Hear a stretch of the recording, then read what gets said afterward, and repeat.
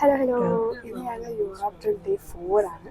So ഇനി ഞങ്ങൾ പോകാൻ പോകുന്നത് പലസ്തീൻ വെർസീസിലാണ്. പക്ഷേ ഞങ്ങൾ ഫസ്റ്റ് രാവിലെ തന്നെ ഇറങ്ങി നോട്ടർഡാം കത്തീഡ്രൽ കണ്ടു, ആ ഏരിയ ഒന്ന് കുറച്ച് എക്സ്പ്ലോർ ചെയ്തു. പിന്നെ ഇന്ന് പോകുന്നത് പലസ്തീൻ വെർസീസ്. സോ ഇന്ന് ഫുൾ വീഡിയോ കാണാനായി watch till the end. Let's go.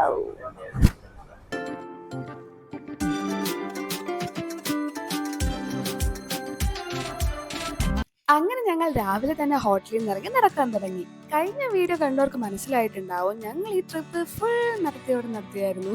ഈ ദിവസത്തെ ഞങ്ങളുടെ മെയിൻ അജണ്ട നോട്ടർഡാം കത്തീഡ്രൽ കാണാനായിരുന്നു. അങ്ങനെ നടന്നു വന്നപ്പോൾ സീൻ റിവറിന്റെ സൈഡിൽ കൂടെ ബോട്ടൊക്കെ പോകുന്ന കണ്ടോട് കുറച്ച് ടൈം അവിടെ സ്പെൻഡ് ചെയ്തു.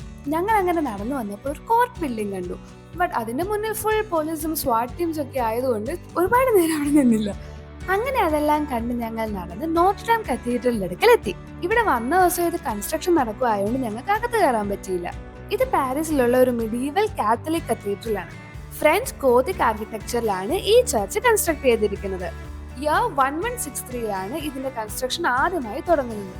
19th സെഞ്ചുറിയിൽ നെപ്പോളിയന്റെ കോറനേഷൻ നടന്നത് ഈ ചർച്ചിൽ വെച്ചാണ്. 2019 വലിയൊരു ഫയർ ഉണ്ടാവുകയും ഈ ചർച്ച് 5 years ആയിട്ട് ക്ലോസ്ഡ് ആയിരുന്നു. ഞങ്ങൾ പോയ സമയത്തും ഇവിടെ ഫുൾ റീസ്റ്റോറേഷൻസ് വർക്ക് നടക്കുമായിരുന്നു. ഈ വർഷം ഡിസംബറിലാണ് ഇത് റീഓപ്പൺ ചെയ്യുന്നത്. സോ അത് കഴിഞ്ഞാണ് നിങ്ങൾ പോകുന്നതെങ്കിൽ ഇതിനുള്ളിൽ കയറാൻ മറക്കണ്ട. അങ്ങനെ അതെല്ലാം കണ്ട് ഞങ്ങൾ നടന്നു വന്നപ്പോൾ ഷേക്സ്പിയർ ആൻഡ് കമ്പനിയുടെ ബുക്ക് സ്റ്റോർ കണ്ടു. അവിടെ ഫുൾ തിരക്കായതുകൊണ്ട് അതിന്റെ ഉള്ളിൽ കയറിയില്ല. ഞങ്ങൾ അത് കഴിഞ്ഞിട്ടുള്ള ഷോപ്സിന്റെ ഏരിയയിലേക്ക് നടന്നു. ഇവിടെ അത്യാവശ്യം അഫോർഡബിൾ റേറ്റിൽ ഐഫിൽ ടവറിന്റെ റെപ്ലിക്കാസും മാഗ്നറ്റും എല്ലാം അവൈലബിൾ ആണ്. സോ ഐഫിൽ ടവറിന്റെ അടുത്തുള്ള ഷോപ്സ് വാങ്ങാണ്ട് ഈ ഷോപ്സിലേക്ക് വന്നു കഴിഞ്ഞാൽ നല്ല അഫോർഡബിൾ റേറ്റിൽ കുറെ സാധനം വാങ്ങാൻ പറ്റും. ഇന്ന് ഞങ്ങളുടെ main destination palace de Versailles ആണ്. സോ അവിടെ പോകുന്നതിന് മുന്നേ ഫുഡ് കഴിച്ചിട്ട് പോകാന്ന് വിചാരിച്ചൊരു ബൊളോഞ്ചറിയിൽ കയറി. ഈ ബൊളോഞ്ചറിയുടെ പേര് ഫാദർ ആൻഡ് സൺ എന്നാണ്. ആൻഡ് ഇത് തമിഴ്നാട്ടിൽ നിന്നുള്ള ഒരു ഫാമിലി നടത്തുന്ന ബൊളോഞ്ചറിയാണ്. ഈ ഷോപ്പിലെ ചേട്ടൻ ഭയങ്കര ഫ്രണ്ട്ലി ആയിരുന്നു. ആ ചേട്ടന്റെ അച്ഛന്റെ കാലത്ത് പാരീസിൽ വന്ന് സെറ്റിൽഡ് ആയ ഫാമിലിയാണ്. അങ്ങനെ ഞങ്ങൾ അവിടെ നിന്ന് സാൻഡ്വിച്ചും പിന്നെ ഞങ്ങളുടെ സ്ഥിരം ഫ്ലാൻ കേക്കും കോഫി എല്ലാം കുടിച്ചിട്ട് ഇറങ്ങി. അത് കഴിഞ്ഞ് ഞങ്ങൾ ആദ്യമേ കണ്ടത് ഫൗണ്ടൻ ഓഫ് സെയിന്റ് മൈക്കിൾ ആണ്. 1860 ഓപ്പൺ ചെയ്ത വലിയൊരു സ്റ്റോൺ ഫൗണ്ടൻ ആണ് ഇത്. രണ്ട് സൈഡിൽ ഡ്രാഗണും സെന്റർ പീസായിട്ട് സെയിന്റ് മൈക്കിളും ഡെവിളുമാണ് കാണാൻ പറ്റുന്നത്. ഫൗണ്ടന്റെ സൈഡിലായിട്ട് ഒരു ഡേ മാർക്കറ്റ് വന്നിട്ടുണ്ടായിരുന്നു. ഞങ്ങൾക്ക് പോകാനുള്ള ട്രെയിൻ ടൈം ആയതുകൊണ്ട് ഞങ്ങൾ അവിടെ നിന്ന് പെട്ടെന്ന് തന്നെ പാരീസ് മോൺപെർണിസിലേക്ക് പോയി. ഇന്നത്തെ ദിവസം ഞങ്ങൾ ട്രെയിനിന്റെ അപ്പർ ഡെക്കിലാണ് ഇരുന്നത്. ട്രെയിനിന്റെ പാസ് ആക്ച്വലി നാവിഗോ പാസിൽ കവേർഡ് ആണ്. Palace de Versailles zone 4 so Navigo pass എടുക്കുമ്പോൾ സോൺ 4 ചൂസ് ചെയ്താൽ നമുക്ക് ട്രെയിൻ വന്നിട്ട് ദിവസം യൂസ് ചെയ്യാൻ പറ്റും. ഇവിടുത്തെ ട്രെയിൻസ് ഒക്കെ നല്ല സൂപ്പർ ആണ്. അതുകൊണ്ട് കംഫർട്ടബിൾ ആയിട്ട് നമുക്ക് ട്രാവൽ ചെയ്യാൻ പറ്റും. പാരീസിൽ നിന്ന് 1 hour ട്രാവൽ ചെയ്യുമ്പോഴാണ് വെർസൈൽസ് എത്തുന്നത്. അങ്ങനെ വെർസൈൽസ് എത്തി ബസ് അകത്താണ് നമ്മൾ പാലസ് ഓഫ് വെർസൈൽസ് കാണാൻ വേണ്ടി പോകുന്നത്. ബസ്സിലും നമുക്ക് നാവിഗോ പാസ് യൂസ് ചെയ്യാം. ബട്ട് ഞാൻ വീഡിയോ എടുക്കാൻ മറന്നുപോയി. പാലസ് ഓഫ് വെർസൈൽസിൽ വരുമ്പോഴും നേരത്തെ തന്നെ ടിക്കറ്റ്സ് ബുക്ക് ചെയ്യാൻ നിങ്ങൾ ഒരിക്കലും മറക്കരുത്. ടിക്കറ്റ് എടുത്തില്ലെന്നുണ്ടെങ്കിൽ പുറത്തെ ക്യൂവിൽ നിന്ന് ഒരുപാട് ടൈം വെറുതെ വേസ്റ്റ് ചെയ്യേണ്ടി വരും. ഓൾറെഡി ടിക്കറ്റ്സ് ബുക്ക് ചെയ്തിട്ടുണ്ടെങ്കിൽ അതിന്റെ ടൈം സ്ലോട്ട്സ് അവിടെ ഓൾറെഡി എഴുതി വെച്ചിട്ടുണ്ടാവും. സോ നമുക്ക് അതുവഴി നമുക്ക് പെട്ടെന്ന് തന്നെ ഉള്ളിൽ കയറാൻ പറ്റും.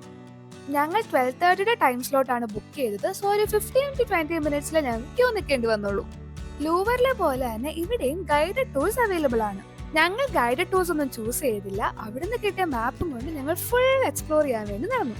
ഒരുപാട് ഇംഗ്ലീഷ് മൂവീസിലൊക്കെ കാണിക്കുന്ന പാലസ് ആണിത്. ലാസ്റ്റ് വീഡിയോയിൽ ഞാൻ പറഞ്ഞതുപോലെ ലൂവറിൽ നിന്ന് കിങ് ലൂയിസ് 14 ആണ് റോയൽ റെസിഡൻസ് വെർസൈൽസിലേക്ക് ഷിഫ്റ്റ് ചെയ്യുന്നത്. അങ്ങനെ ഇന്നത്തെ ദിവസം ഫുൾ വെർസൈൽസ് കാണാനാണ് ഞങ്ങളുടെ പ്ലാൻ.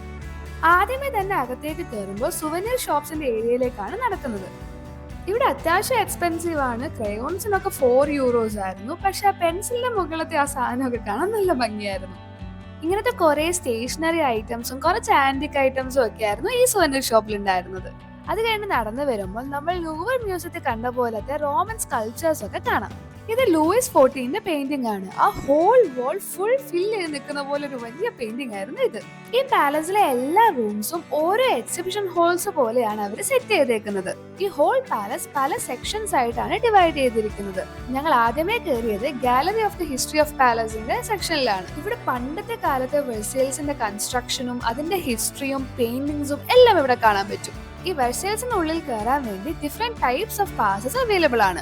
ഞങ്ങൾ ചൂസ് ചെയ്തത് പാലസ് മാത്രം വിസിറ്റ് ചെയ്യാനുള്ള പാസ് ആണ്. അതിന് പെർ പേഴ്സൺ 21 euros ആണ് ഞങ്ങൾക്കായത്. നിങ്ങൾക്ക് അതിന്റെ പുറയിലുള്ള എസ്റ്റേറ്റും അതേപോലെ ഗാർഡൻസും പാലസും എല്ലാം വിസിറ്റ് ചെയ്യണമെന്നുണ്ടെങ്കിൽ പാസ്പോർട്ട് ടിക്കറ്റ് എടുത്താൽ മാത്രമേ എല്ലായിടത്തും എൻട്രി കിട്ടുള്ളൂ. ഞാൻ നേരത്തെ പറഞ്ഞതുപോലെ തന്നെ വെർസൈൽസ് വിസിറ്റ് ചെയ്യുന്നുണ്ടെങ്കിൽ നേരത്തെ തന്നെ ഓൺലൈൻ പാസ് എടുത്ത് വരുന്നതായിരിക്കും എളുപ്പം. അല്ലെങ്കിൽ ക്യൂവിൽ നിന്ന് ഒരുപാട് ടൈം വെറുതെ വേസ്റ്റ് ചെയ്യേണ്ടി വരും. പാലസ് ഓഫ് വെർസൈൽസിന്റെ ഒഫീഷ്യൽ വെബ്സൈറ്റിൽ പോയി കഴിഞ്ഞാൽ ടിക്കറ്റ്സ് എടുക്കാനും അത് ഏതൊക്കെ ടിക്കറ്റ്സിൽ എന്തൊക്കെയാണ് ഇൻക്ലൂഡഡ് എന്നുള്ള ഫുൾ ഇൻഫർമേഷൻ കൊടുത്തിട്ടുണ്ട്. അങ്ങനെ ഹിസ്റ്ററി ഓഫ് വെർസൈൽസ് ഒക്കെ കണ്ടു കഴിഞ്ഞ് ഞങ്ങൾ നെക്സ്റ്റ് പോയത് സ്റ്റേറ്റ് അപ്പാർട്ട്മെന്റ്സിലേക്കാണ്.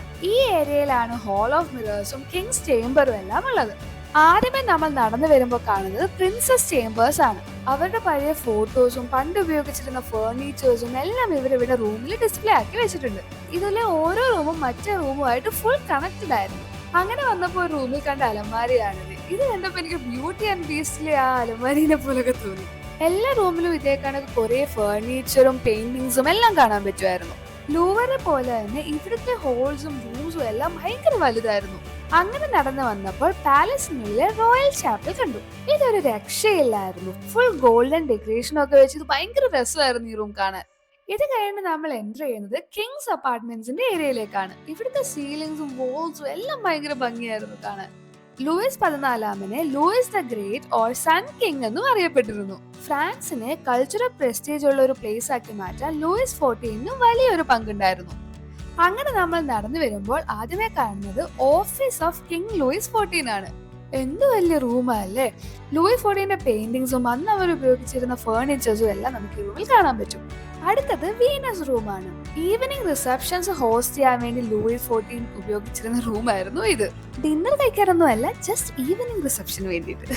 പക്ഷെ ഈ റൂമിന്റെ എല്ലാം സീലിങ്ങും വോൾസും എല്ലാം കാണാൻ ഭയങ്കര ഭംഗിയായിരുന്നു. അത് കഴിഞ്ഞ് നമ്മൾ കയറുന്നത് ഡയാന റൂമിലേക്കാണ്.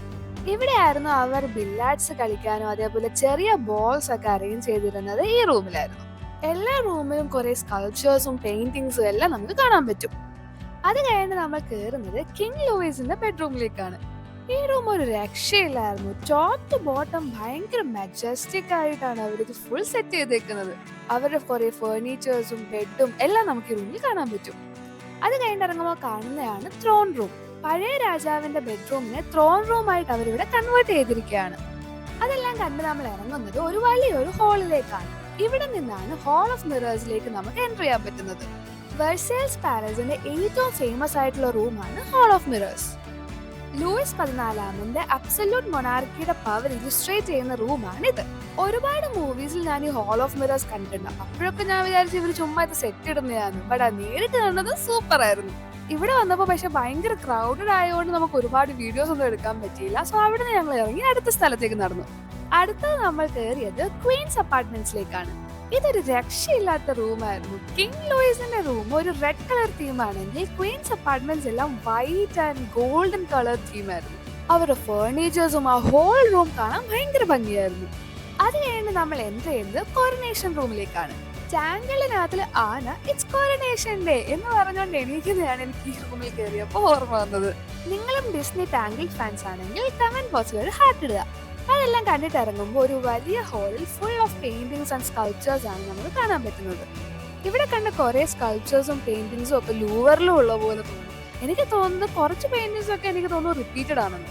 ബട്ട് ഡിഫറെന്റ് പെയിന്റേഴ്സ് ചെയ്തതായിരിക്കാം, എനിക്ക് കറക്റ്റ് ആയിട്ട് അറിയില്ല. ബിക്കോസ് കോറോണേഷൻ പെയിന്റിംഗ് ഞാൻ ലൂവറിലും കണ്ടു, വെർസൈൽസിലും കണ്ടു. അങ്ങനെ അതെല്ലാം കണ്ടു നടന്ന് അടുത്ത അപ്പാർട്ട്മെന്റ്സിലേക്കാണ് ഞങ്ങൾ എൻ്റർ ചെയ്തത്. ഞാൻ ആദ്യമേ പറഞ്ഞതുപോലെ ഗൈഡഡ് ടൂർസും ഇവിടെ അവൈലബിൾ ആണ്. ബട്ട് അത് ചൂസ് ചെയ്തില്ലെങ്കിലും എല്ലാ റൂമിന്റെ അടിയിൽ അത് എന്ത് റൂമാണ്, അത് എന്തിനാണ് അവർ യൂസ് ചെയ്തതെന്നെല്ലാം കറക്റ്റ് ആയിട്ട് ഡിസ്ക്രിപ്ഷൻ അവിടെ കൊടുത്തിട്ടുണ്ട്. നിങ്ങൾക്ക് ഇതിനെപ്പറ്റി കൂടുതൽ ഹിസ്റ്ററിയും അതേപോലെ കൂടുതൽ ഇൻഫർമേഷൻ ഒക്കെ വേണമെങ്കിൽ ഗൈഡഡ് ടൂർസ് ചൂസ് ചെയ്യുന്നതായിരിക്കും നല്ലത്. ബട്ട് ഒരു ഫുൾ ഡേ ഒന്നും ഇവിടെ സ്പെൻഡ് ചെയ്യാൻ ഇഷ്ടമില്ലെന്നുണ്ടെങ്കിൽ ഇങ്ങനെ ചുമ്മാ നടന്ന് കാണാൻ നല്ല ഭംഗിയാണ്. അങ്ങനെ അതെല്ലാം കണ്ടുകൊണ്ടിരുമ്പോൾ വെർസൈൽസ് പാലസിന്റെ ഒരു മിനിയേച്ചർ മോഡൽ നമുക്കിവിടെ കാണാൻ പറ്റും. അങ്ങനെ അകത്തെ എല്ലാം കണ്ടു കഴിഞ്ഞപ്പോൾ ഞങ്ങൾ പുറത്തേക്ക് ഇറങ്ങി. ഞങ്ങൾ ഇവിടെ ഒരു 3 to 4 hours ആണ് സ്പെൻഡ് ചെയ്തത്. കാരണം ഇത് കഴിഞ്ഞ് ഞങ്ങൾ സക്രിക്കോർ പോകാൻ വേണ്ടി പ്ലാൻ ഉണ്ടായിരുന്നു. അങ്ങനെ ഞങ്ങൾ വെർസൈൽസ് ടൗൺ ഒന്ന് ചെറുതായിട്ട് എക്സ്പ്ലോർ ചെയ്ത് ബൊലോഞ്ചിൽ കയറി ഫുഡൊക്കെ വാങ്ങി ഞങ്ങൾ നേരെ സക്രിക്കോർ പോയി. വെർസൈൽസിന് ട്രെയിൻ എടുത്ത് ഒരു 45 minutes എടുക്കും സക്രിക്കോർ എത്താൻ. ചേർച്ചിന്റെ അടുക്കിലേക്ക് നടക്കുന്ന വഴിയിൽ ചുറ്റിനും ഫുൾ കടകളാണ്. അങ്ങനെ അതെല്ലാം കണ്ടോണ്ട് അറ്റ്ലാസ് ഞങ്ങൾ സക്രിക്കോർ എത്തി. യേജവാനി ഹേദിവാനി കണ്ടിട്ടാണ് സക്രിക്കോർ ബസയിലേക്ക് കാണണം എന്നുള്ളൊരു തോര വന്നത്. സേക്രഡ് ഹാർട്ട് ഓഫ് മോൺട്ട്മാർട്ട് എന്നാണ് ഇംഗ്ലീഷ് സക്കർകോറിനെ അറിയപ്പെടുന്നത്. മോൺട്ട്മാർട്ടിലെ ഒരു കുന്നിന്റെ പുറത്താണ് ഈ പള്ളി സ്ഥിതി ചെയ്യുന്നത്.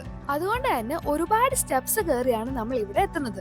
ഇതൊരു കാത്തലിക് ചർച്ച് ആണ് ആൻഡ് ഇതിനുള്ളിൽ കയറാനുള്ള എൻട്രി ഫ്രീ ആണ്. ബട്ട് പനോരമിക് ഡോമിൽ കയറണമെങ്കിൽ €8 ആണ് അവരുടെ ഫീസ്.